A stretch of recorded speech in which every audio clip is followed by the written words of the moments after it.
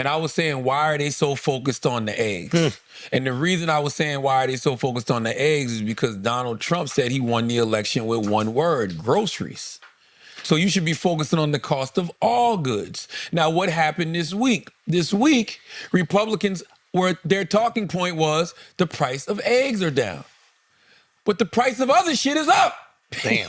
Because of the tariffs, the stock market's in the toilet, all of these other different things that are going to fuck up people economically. People are losing money in their 401ks and their retirement plans, Social Security, all of this type of shit. So it's just like, but they can say, and I watched it on CNN, Fox, but the price of eggs are down. Why y'all that's why you shouldn't just focus on one thing. Yeah, but one thing is so much more digestible. You were right, but like the messaging of one thing is so much more digestible, Yeah. I think you are right. I was talking about, and I'm sorry if for not giving you credit for this because I forget exactly which conversation it was, but like it might have been Sagar. I forget exactly. So my bad, Sagar, if it wasn't you, but I think it was Sagar. But we were talking about like how do you get all Americans invested in the success of America, right? Because I think what kind of happened is like since the global financial crisis, right? People who had some money have made a lot of money in the stock market since then. They got to take out loans at 0%. They dumped it in the market. The market's up 20% or whatever the fuck it is. And they got way richer and everybody else didn't. And I feel like a lot of Americans feel left behind. Like the train just ran away without them. And it would be really cool if you want people to really love America, if they are invested in the success of America, i.e., like, I don't know if this is a realistic strategy, but if you put 10 grand in every single American's S&P 500 account from the day they were born, they couldn't touch it until they're 22. They can't take out loans against it or anything.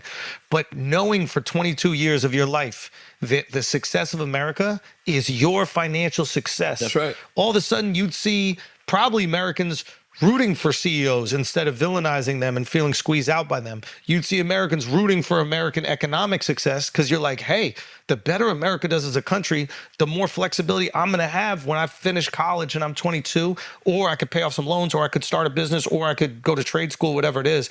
Like, I think that Democrats, Republicans, whoever it is, the strategy they need to think of right now is how to get as many Americans, working class and poor Americans specifically, invested in the success of America. Upward mobility. What you just explained is why Joe Biden could never get anybody to believe he made the economy better. Because when you out here talking about the GDP is high and the stock market is high, what about the motherfuckers who ain't got no stocks? I don't give a flying fuck. This is great. This is Vivek. It was Vivek. Sorry. So Vivek brought it up. So shout out Vivek. My bad for getting the Indians mixed up. So there's understandable. Thank you. So there's this thing where it's like Biden and the Democrats go, the economy was the best ever during Biden. It's like, but for whom? For who? If you say the stock market is good, yeah, for like the top 10% that even invest in the stock market. I don't think I bought a stock until I was 35 years old. I didn't get one until COVID. Because you know why? Because my financial advisor was like, look, let me tell you something. This is when rich people get richer. Exactly. No, you're I right. didn't get an S&P 500 until 2020. So it's like, I think there's an education process, like teaching people what compound interest is. And I'm saying this to you guys as someone who is financially illiterate and knew nothing about this until 35. I just had money in a bank account making no money because I thought that's what you're supposed to do is just save it. I would love if young Americans got invested in the success of America, and I think you would see patriotism go through the roof. But that's why people hate the billionaires. That's why they hate the CEOs, because of the way capitalism is constructed in this country. The rich keep getting richer, and the poor keep getting poorer, and the middle class don't even goddamn exist no more. They don't even know what the fuck is going on. One or the other. So one or the other. What is the best way to get people to embrace and love capitalism? Make sure that they bear the fruit of capitalism. Like, if I'm somebody who is poor and I know that I'm invested in the success of this country, you know what I'm going to be excited about? The capitalist model that's making me more money on the stock market every single day I look at it. So how are haters bred, Schulz? How is it? How are haters bred? How? Haters are bred when they see a system or something working for a select group of people and they're on the outside looking in. It's not that they actually hate what's going on in there. They hate that they're not in there. I mean, so why don't you try to bring people together? Like this guy, the guy who was trying to give everybody $1,000, Andrew Yang. Universal basic income. It was, sorry? Charlie, can you just fix your mic? Oh yeah. So it's like he didn't have a bad idea, but like just giving somebody a stimulus check or just giving somebody $1,000, it sounds good. And when people are struggling, they need that. But what is going to actually change the mentality of Americans and the financial success and acumen of Americans is if you get them invested early on in the success of America.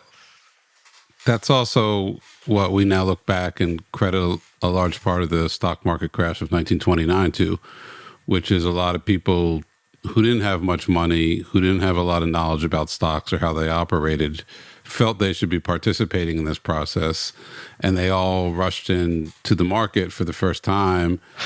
I don't know if the stock market is crashed by everybody investing in it, but that's generally considered one of the main factors behind it, which is way too many people got in. They were over their head. They didn't have enough savings. They weren't able to withstand the volatility of it. So just before we scare people, and I think this is important to distinguish, what you're talking about is people that are over leveraged to invest in the stock market. Same thing with the housing crisis. Right. People who are over leveraged, meaning they're not putting money that they have into the market. They're taking out loans and putting debt into the market. And then when the market crashes, they can't afford their life without it. Same thing with the houses. They were buying homes that they could not afford, just hoping the price would go up.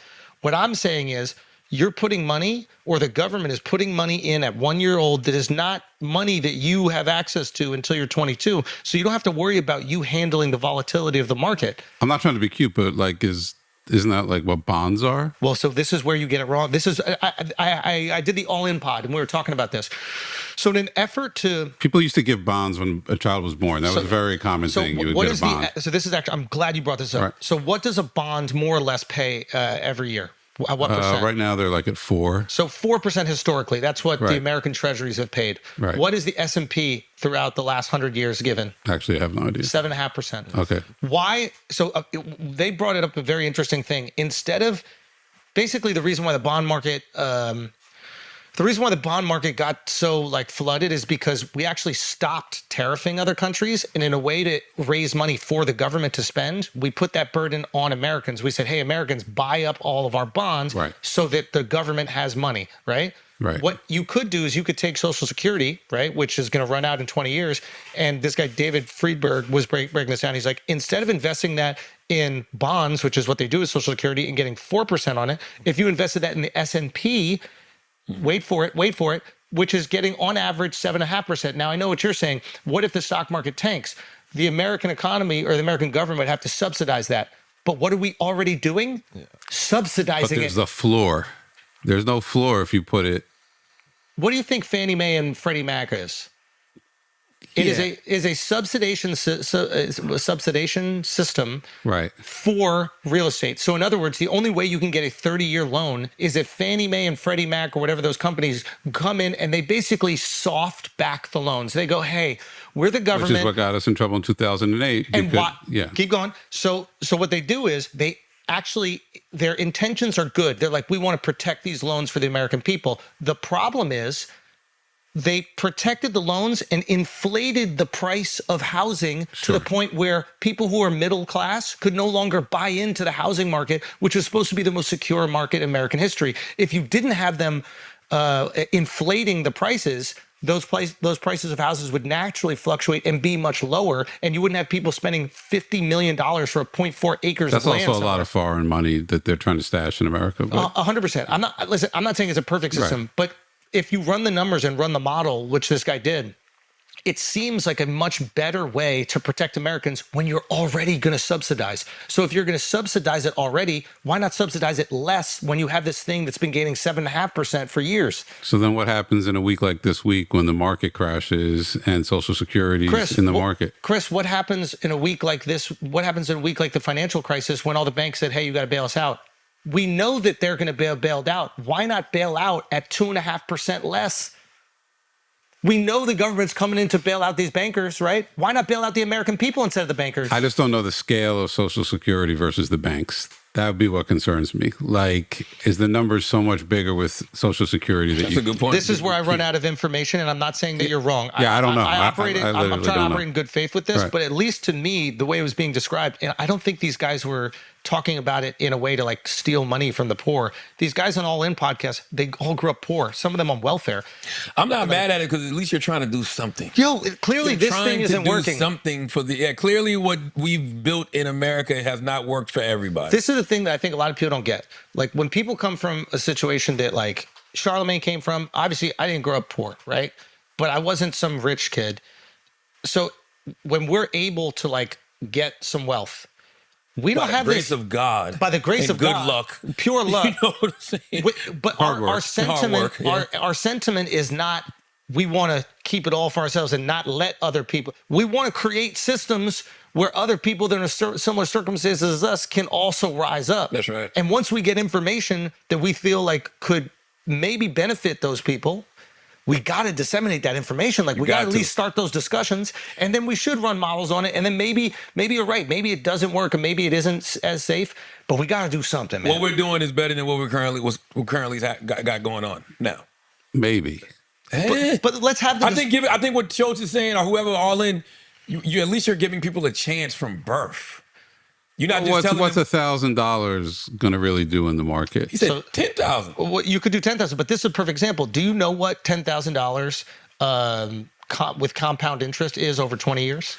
My dad gave me this whole speech when I graduated from college. I think I got $5,000, and he was like, "Put it in a Roth IRA, forget about it. It's going to be worth so much money by the time you're in your 40s." Yeah. And I was like, well, but suppose the market fluctuates and the funds go down, maybe it won't be worth anything. He's like, historically, it does. Fluctuations, it always works out. I'm 30 years past college right now. Guess how much that Roth IRA is worth? I haven't touched it. How much? Zero? I don't believe that. But also, but also the reason you invest in a Roth IRA is because you can put $7,500 in, and then it'll take the actual accumulation of that, put it back in for itself, and then it's untaxed during that whole time. I don't believe what you just said. I'm telling you. I will say that all my I think kids. I don't know what's safer. My kids. I think an S&P 500 might be safer than the Roth IRA. I'm not sure. You eat your taxes on the S&P 500. That's the thing. But here's the other thing that's really important to understand. The fact that your dad even said that is like that's middle class, upper middle class privilege. Most people who don't have faith in that kind of system, what they do is they put it in treasuries or bonds, which are at a lower rate than the S&P. I do. I put it in bonds. Yeah, and I'm not saying that that's bad. I have treasuries. You should diversify for sure. But what I'm trying to say is that, do you know how many billion-dollar companies there are in the world? There are 20,000 billion-dollar companies in the world. The S&P 500 is the top 500 of those. If you can't bet on that, I don't know what we're fucking betting on. During COVID, my financial advisor, Salute to Humble. Humble was like, look, this is when rich people get rich. He said, I want you to put this amount of money in the S&P 500. I only put half. I was scared to put what he told me to put in there, but I only put half. But I will say that year, that half damn near quadrupled. Now, did it drop back down? Yes. And that's when I stopped checking this shit. But this is a long game. You can't check it. It's 30, but he said 30 years. He said put it in, and that's for your kids 30 years from now. I don't believe that you put money in. I'm actually looking right now to make sure I got the fund right. Yeah, I think whatever it was, it might have been Fidelity. I'm actually going through my email right now. Well, whatever they are, they're usually just if it is across those 500 check that companies. Shit, Chris? That should have driven you crazy. No, I'm saying the one that I put in after I graduated is definitely ran out of money. I had to close it because it went to zero. I'm not so in order for trying that, to double check what it was. You just happened to invest in the companies that all went bankrupt? I don't believe that. I think that's wild. I think you're putting out like actually. I think you should be careful what you're saying right now because it could induce further fear for people to understand what the market is. And that's the most terrifying thing for financially illiterate people like myself is everything's going to go away. So I think you've got to be very careful with I'm what you're explaining. I'm looking through my emails right now to see what it was. Before we do some asking,